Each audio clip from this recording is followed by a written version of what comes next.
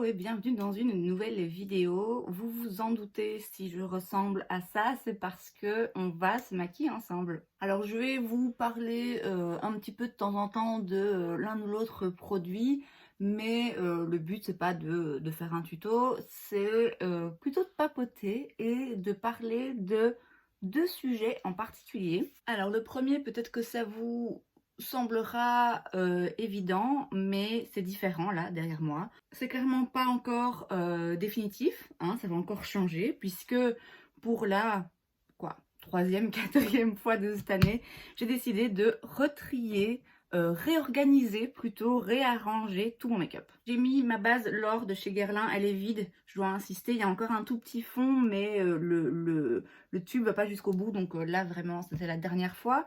Et je vais utiliser mon fond de teint Shiglam que j'aime toujours beaucoup. Alors je pensais avoir vraiment été pro en termes de sélection de couleurs parce qu'il m'allait à la perfection, je pensais. En fait, il s'oxyde. Du coup, ce que je vais faire aujourd'hui, c'est que je vais le mélanger avec un petit peu de mon pigment blanc de chez LA Girl. Comme ça va l'éclaircir un petit peu. Je disais donc que j'ai décidé donc de réorganiser encore une fois tout mon make-up.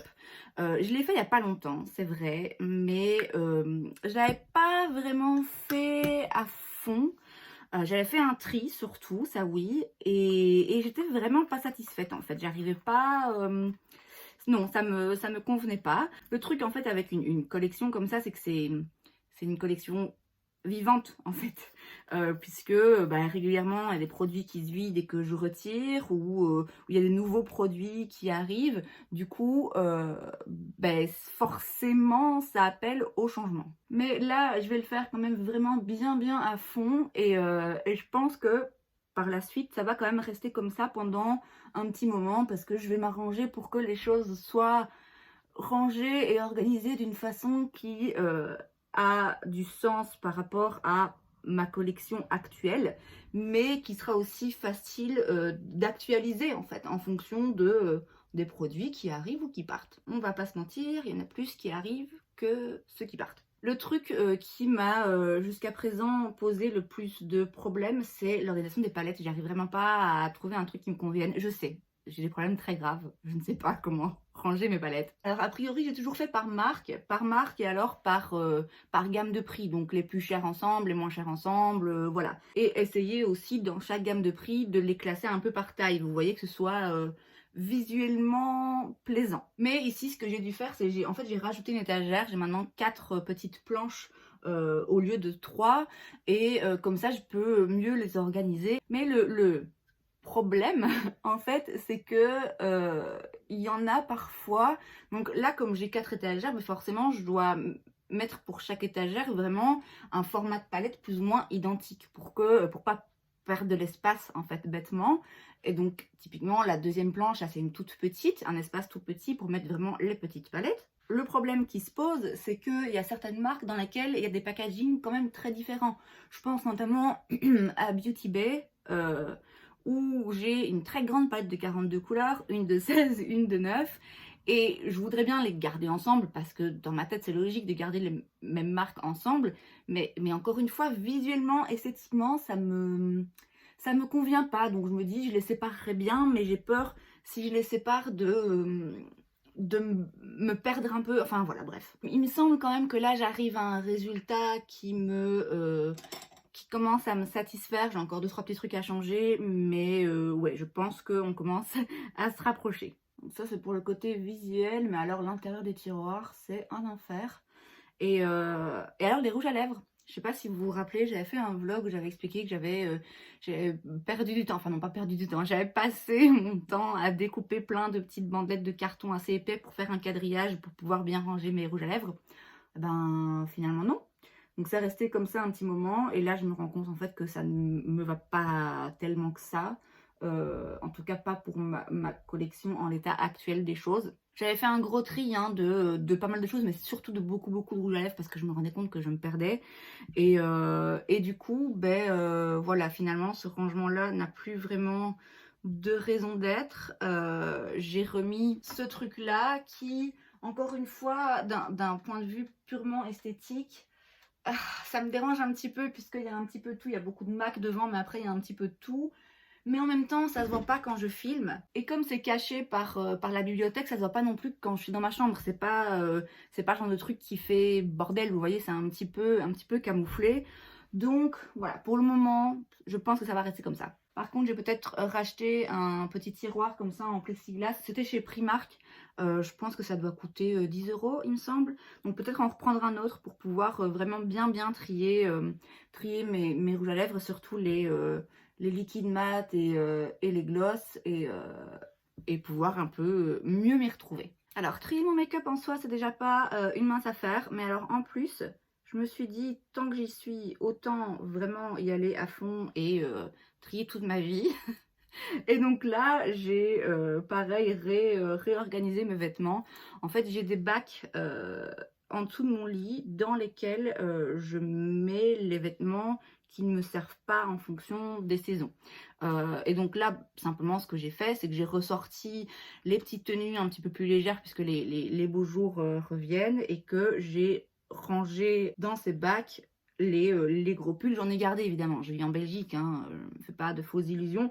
J'ai gardé des pulls, des chemises, des trucs longues manches et tout. Mais les gros pyjamas, les trucs de Noël, les gros pulls, les pantalons qui font très habillés, dans lesquels je rentre plus de toute façon, tout ça, voilà, je l'ai remis de côté. J'ai ressorti le reste de mes vêtements que j'ai du coup réorganisé dans les garde-robes, j'ai vidé toutes les commodes, j'ai tout remis, enfin bref. Il y a un espèce de bazar là qui règne, avec tout, plein de maquillage derrière, un petit peu partout. Il y a plein de vêtements sur mon lit, c'est une angoisse. Je trie aussi mes bijoux, parce que autant tout trier, donc je trie aussi mes bijoux. Et donc il y a des bijoux partout sur la commode, enfin voilà, c'est... Là, c'est le déluge, mais j'aime bien faire ça, je dois avouer franchement, au-delà du fait que c'est nécessaire régulièrement de réorganiser la collection de make-up puisqu'elle change et que c'est encore une fois nécessaire de switcher les garde-robes tout simplement en fonction des saisons. Au-delà de ces nécessités, je vais dire, j'aime bien faire ça en fait. Ça me plaît de tout trier et tout ranger. Alors quand je dis tout trier, je peux pas dire que vraiment je me débarrasse de beaucoup de choses. J'ai du mal à faire ça, hein. Pas uniquement dans le make-up. J'ai beaucoup de mal à me débarrasser de vêtements, de chaussures, voilà. Et puis ça, j'avais déjà fait un gros tri l'année passée, il me semble. Mais ici, le but, c'est vraiment plutôt de réorganiser en fait. Ça, j'aime vraiment beaucoup. Pouvoir tout réorganiser, tout sortir des armoires, replier correctement, re-ranger. Enfin, vous voyez, c'est quelque chose qui me plaît, qui m'a toujours plu. J'ai toujours fait ça. Changer les meubles de place. Ça, je pense pas que je referai. Parce que là, j'ai vraiment trouvé un bon flow, je vais dire, dans ma chambre, un truc qui me convient vraiment bien. Mais ouais, changer les endroits où sont rangées différentes choses. Enfin, voilà. Tout ça pour dire que là, c'est le bordel. Ce qui est derrière moi, ça va pas rester, mais ce sera pour un mieux. Alors, l'autre sujet que je voulais aborder, c'est que je pense que j'ai changé d'avis par rapport à la direction que je veux faire prendre à ma chaîne, à ce que je fais ici. Je l'ai peut-être déjà mentionné en vidéo, je sais que j'ai déjà mentionné à beaucoup de gens autour de moi parce qu'évidemment on me pose toujours la question. J'ai commencé cette chaîne vraiment purement par envie, par passion et c'était au départ très important pour moi que ça reste le cas. On m'a demandé beaucoup de fois pourquoi est-ce que tu t'en fais pas plus la promotion, pourquoi est-ce que tu veux pas en faire quelque chose qui puisse devenir un revenu ou en tout cas avoir beaucoup d'abonnés. Moi vraiment au début le but c'était très égoïste de ma part, hein, mais voilà, c'était vraiment de faire ça pour moi, pour mon propre plaisir. Et comme j'ai dit, c'était important que ça reste comme ça parce que je voulais, d'une part, je voulais pas me mettre de la pression. Je voulais pas en fait commencer à me dire, c'est pas que je voulais pas me mettre des objectifs, Mais je voulais pas me sentir sous pression par rapport à ces objectifs. Voilà, c'est ça. Donc je voulais pas commencer à me dire ah ben tiens, ce serait bien que j'ai 1000 abonnés, comme ça je peux commencer à monétiser ma chaîne et être un peu plus visible et tout. Je voulais pas me dire ça parce que du coup si ça marchait pas, j'allais être déçue, alors que je veux dire en soi, il n'y a pas de raison d'être déçue vu que je passe mes journées à faire quelque chose que vraiment j'aime bien. Je voulais vraiment que il y ait aucun critère extérieur indépendant de ma volonté qui dicte comment je me sentais par rapport à cette chaîne en fait. Je crois que c'est vraiment ça. Je voulais que ça reste quelque chose de positif pour moi, qui m'amuse. Et donc, même s'il y a une vidéo que je fais qui a aucune vue, si je me suis amusée en faisant la vidéo, c'est tout ce qui compte. Imaginons que voilà, je passe du temps à faire une vidéo qui me plaît vraiment bien et où je me dis oh waouh, ça c'est une chouette vidéo, c'est un truc un peu neuf, ou c'est un truc que moi j'adorerais voir, ou qu'importe. Voilà, passer du temps à faire quelque chose qui me plaît beaucoup. Et puis finalement ça plaît pas, en tout cas il n'y a pas de vue, et me dire oh mince, et être déçu, vivre ça comme un échec, alors que c'est pas un échec. Je veux dire voilà, j'ai passé la journée à faire un truc qui me plaisait, je suis contente du résultat, pourquoi me sentir mal par rapport à ça en fait. Et donc voilà, je voulais juste vraiment dans un premier temps en fait que ce soit vraiment quelque chose que je fais pour moi, quelque chose qui me fait me sentir bien, comme j'ai dit, peu importe le résultat, peu importe l'opinion extérieure. Voilà, c'est vraiment ça. Je voulais m'assurer que sans qu'il y ait le moindre enjeu financier ou je sais pas moi, de plaire ou d'acceptation ou de, vous voyez ce que je veux dire, sans qu'il y ait le moindre enjeu extérieur, je voulais m'assurer que ça me plaisait de faire ça. Je voulais vraiment passer le temps qu'il fallait pour apprendre à apprécier, me filmer comme ça et m'assurer que ce soit pas quelque chose que oui j'aime bien faire mais que je finis par faire par obligation, parce que c'est attendu de moi, ou parce que maintenant je me suis engagée donc c'est trop tard, ou parce que j'ai absolument besoin de cet argent. Vous voyez ce que je veux dire? Voilà, je voulais vraiment que ce soit libre de toute contrainte, libre de tout engagement en fait. Ce qui est quand même un thème assez récurrent dans ma vie, je dois bien l'avouer. Enfin donc voilà, donc c'est la raison pour laquelle j'ai jamais prêté beaucoup attention au nombre de vues, aux abonnés et tout. Alors on va pas se mentir, hein, ça fait toujours plaisir quand j'ai des abonnés, ça fait toujours plaisir surtout quand j'ai des abonnés qui laissent des commentaires et avec qui je peux interagir, et je trouve des gens avec qui je peux parler de make-up, parce que c'est quand même vraiment ça au final qui me plaît. J'ai eu une vidéo là récemment. C'était laquelle? Je sais plus c'était laquelle. Je sais que j'ai eu une vidéo où récemment j'ai eu 1000 vues. Et bon, alors 1000 vues sur plusieurs mois, hein, on est d'accord, mais quand même.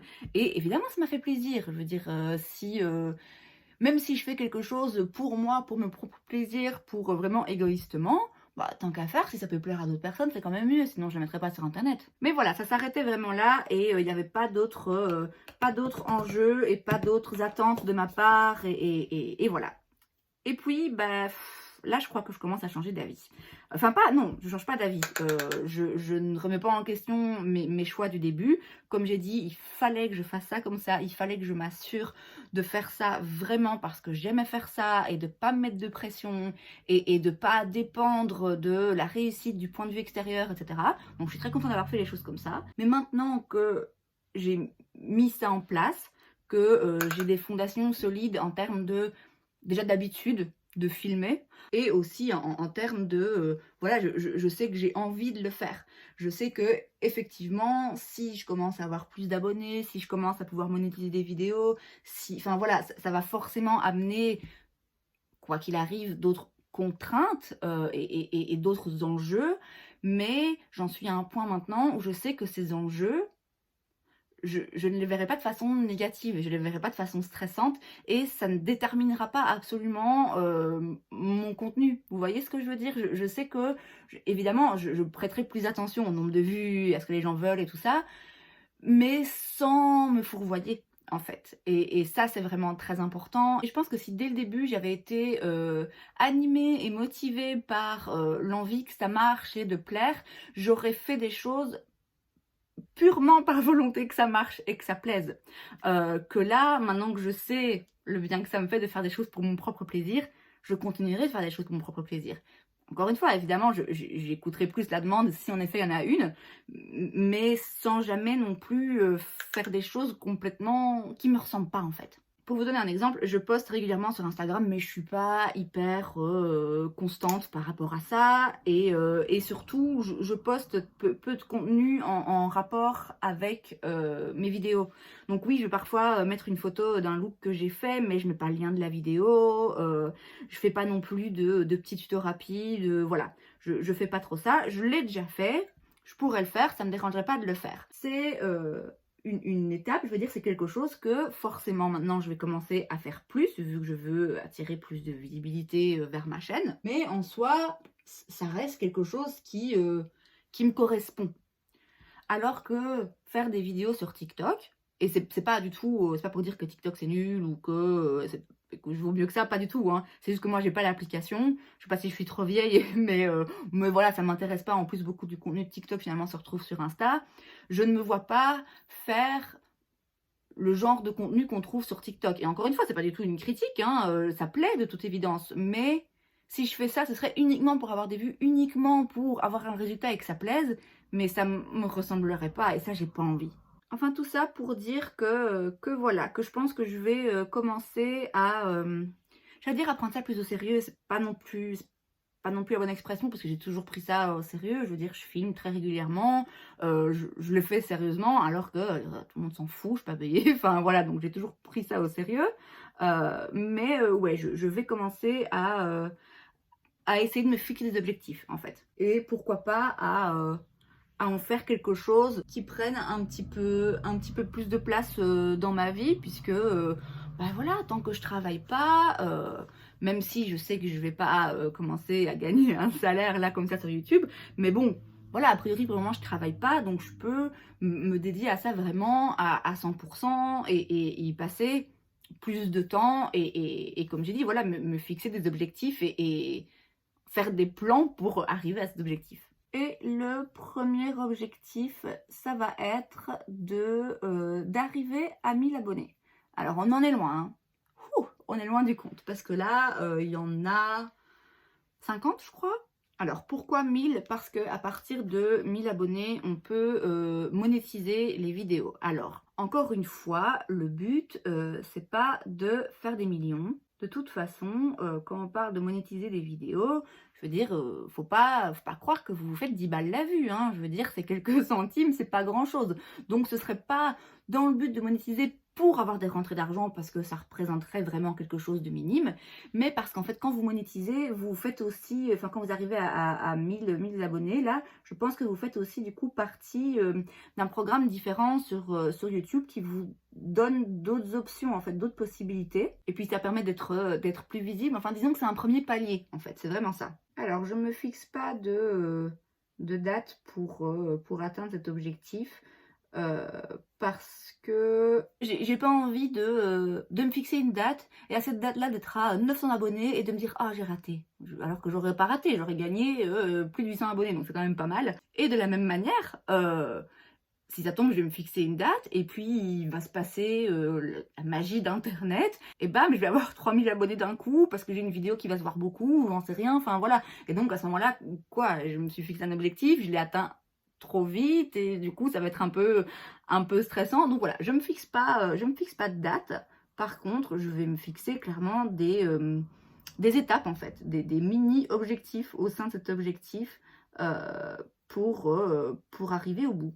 Donc dans un premier temps, voilà, je fais ce que je fais maintenant, qui est de faire savoir, commencer à faire passer le message que bah voilà, maintenant je voudrais bien que ça devienne quelque chose qui prenne un petit peu plus d'ampleur, qui m'ouvre à d'autres possibilités. Et donc là, je vais vraiment taper sur le clou, bien insister auprès de mes contacts Facebook, Instagram, enfin voilà, et bien dire aux gens, ok, au début, je vous ai dit, ah ben voilà, j'ai une chaîne, mais je fais ça pour moi. Maintenant, s'il vous plaît, allez vous abonner. C'est pas compliqué de se créer un compte, vous avez Google, tranquille, en fait vous avez YouTube. Dites-le autour de vous, dites aux gens autour de vous d'aller s'abonner. Vous connaissez forcément des gens que ça peut intéresser. Faites passer le message, partagez le lien de ma chaîne. Enfin vraiment, je vais... Ouais, je vais faire un peu ma pub. Alors ça me met un petit peu mal à l'aise de faire ça, mais...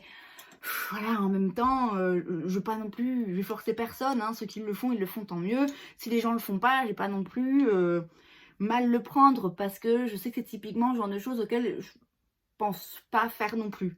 Je me rends compte finalement que j'ai tellement parlé que je vous ai pas parlé des produits que j'avais utilisés. J'ai donc mis le bronzer joué que j'adore, qu'il faut que j'arrête de l'utiliser. En fait, à chaque fois que je vous montre un bronzer, je sais jamais lequel prendre. Je vous dis, ah, vas-y, prends celui-là, tu sais qu'il est bien, et voilà.